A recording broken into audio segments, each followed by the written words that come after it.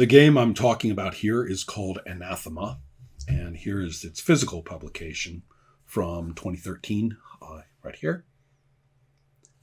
It was written by Devin Oratz. It began actually as a submission to an activity that I used to run over at the Forge in a couple of different rounds.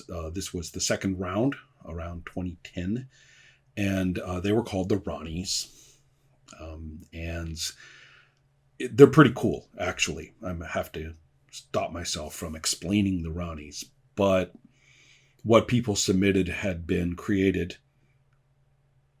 in 24 hours. I paused because people had been known to dip into designs that they had lying around sometimes.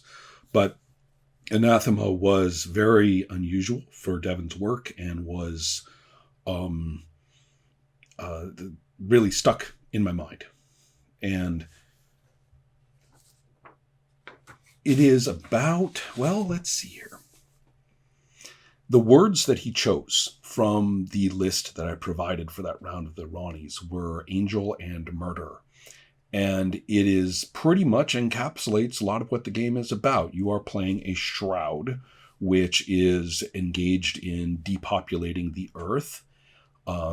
And it is couched in terms which kind of make any religious interpretation kind of says, well, that's your interpretation. That's, you person, human, that's your interpretation. It's grander and more awful and actually quite nastier than that, because the whole point is just to depopulate.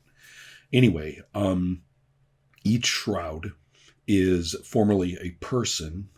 Their memories are quite dim. There's part of character creation to see, what you do or don't know, and whether that matters to you, what kind of person you were, how you died, stuff like that. Those are in place. Now, what this means is kind of interesting, because here's the default is that you kill and you kill and you kill and you get more and more and more, mass about it. You figure out ways to kill off a bunch because you keep building up this stuff called anathema. And what anathema does is it gives you certain powers. You use it to activate certain other things you can do. You use it for bonuses, I think, and a few things like that. You can use it for improvement. So you basically become a bigger and bigger and more badass and more terrifying shroud. Now, the other interesting point, what makes this worthwhile in play, is to say, well, Devin, and the rules ask it quite nicely. It says, if you had to kill a lot of people, where would you start? And the interesting idea is that you have preferred victims and you have avoided victims. Now, this could be based on your past history as a person. Some of the shrouds are very concerned with their pasts and who they were and unfinished business and stuff like that. Other shrouds are not, and far more interested in symbol-based victims. You care about this thing. It's more ideological or more emotional, and you don't care who they are or what they did or who you were, but those are the kind of people you're after. So you have preferred victims and you have avoided victims, and the preferred victims get you more anathema. And that can lead to a point where you say you're finished. And so instead of just more and more anathema to become bigger and bigger and bigger, one of the things you can do along that path of development, if that's kind of the way you're going with this, is to say, and I'm done. And that's an interesting, commentary or arc for the character. Another way is to have avoided victims, and nobody's saying you can't do both at once, right? And those have a tendency to actually diminish your character's will and collected anathema. But if you're doing that, it means that you're risking rebelling against the forces that have put you into play and what can happen to you because of that. So you have kind of these potential for disagreements among the player characters. You have this potential for where you want to go with it. If you just want to go pedal to the metal and become this murder angel, from hell basically, and totally scour the earth eventually, with your horrific, force, you can. But what's really much more interested in, when would you say you're done, or when will you say I won't do it? And so it's totally bleak. I mean, it is just bleak. There's nothing, redemptive about it, except at a very personal level, I suppose, after, you've waxed zillions of people. And the phrasing, is right off from the beginning. Anathema is set in the year 2013, which is billed as the day after tomorrow when this was published, and in an alternate history identical to our own, except for the fact that the world population is approximately 9 billion people, which, as you know, is not particularly fantastic. And the world of Anathema is a shade darker and colder, bleaker and rainier than our own. It is a world of frightened people haunted by death, and in the face of that, the futility of life. And that's the beginning. Then you discover that you're playing these shrouds, these beings who are engaged in horrific, killing. I don't know if anybody really wants to play that with me. I've played it a little teeny bit back when, actually, I think before it hit that printed form. It underwent some rules changes along the way as he played it a few times. And I would like to play it. Its potential for an especially, an especially grim commentary on who we are and what the world is, and perhaps a chance for some really, can you play very humanized non-player characters or other characters or issues of the past for a given shroud or anything like that? Can you really, find it in your heart to seek, the empathy that is buried in there? I'd like to try, and I don't know who would want to do this with me. The system itself is fairly, it strikes me now as maybe more nuanced or fiddly than it has to be. There are different types of shrouds who come from different types of personal backgrounds. There are slightly different rules for, the preferred victims, depending on what sort of shroud you are. There's different rules for the memories, depending on what sort of shroud you are. There are parts of the writing which sort of strike me as the person is fantasizing dysfunctional play in the future and is sort of frantically writing in a way to kind of stave it off. There's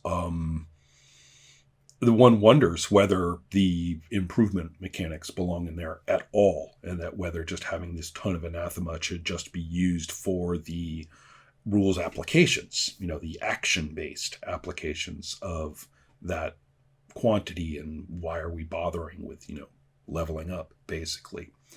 So there's a few things that, I look at and I was thinking, one more sandblast, if I had my way. It's not my game. I don't.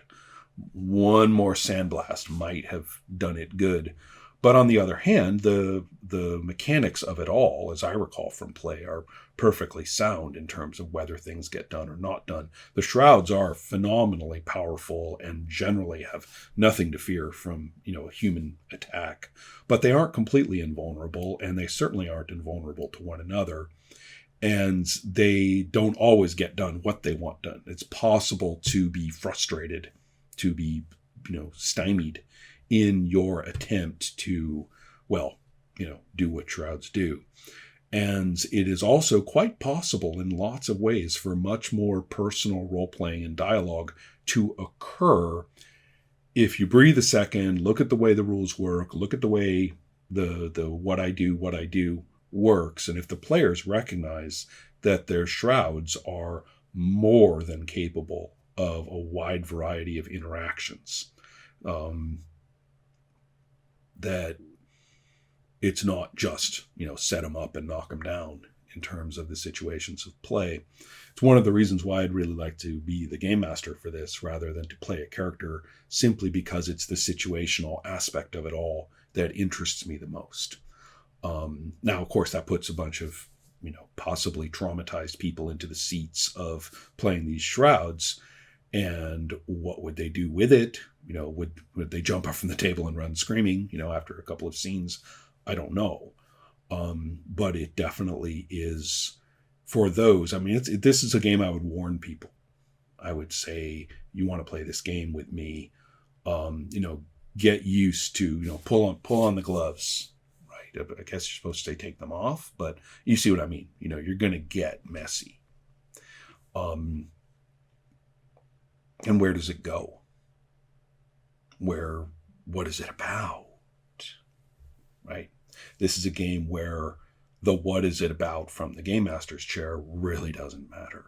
I mean, it matters in terms of how the world is depicted and returned upon and exchanged between us as describers of what's happening. It doesn't matter in terms of what this is about, in terms of your character. That will be you, and the actual difference between or among the different player characters is much more interesting than just following one.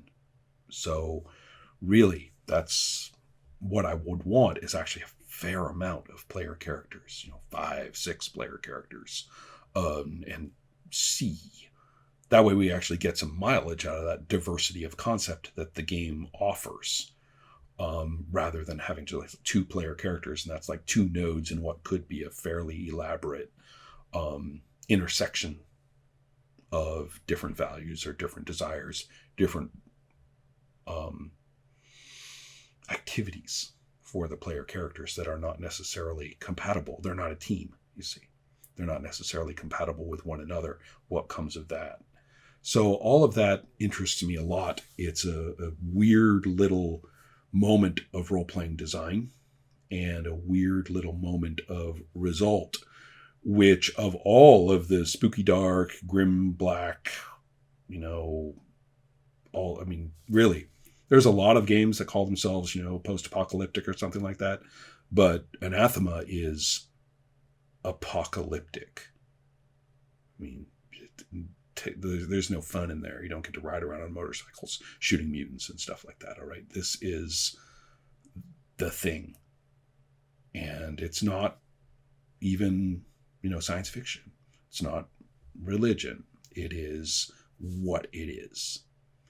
And I kind of like the purity of it in its kind of terrifying way.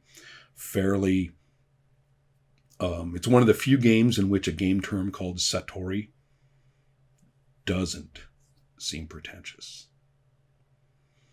So if you're weirdly, if you want to like anonymously tell me that you're interested, I would understand. But please do.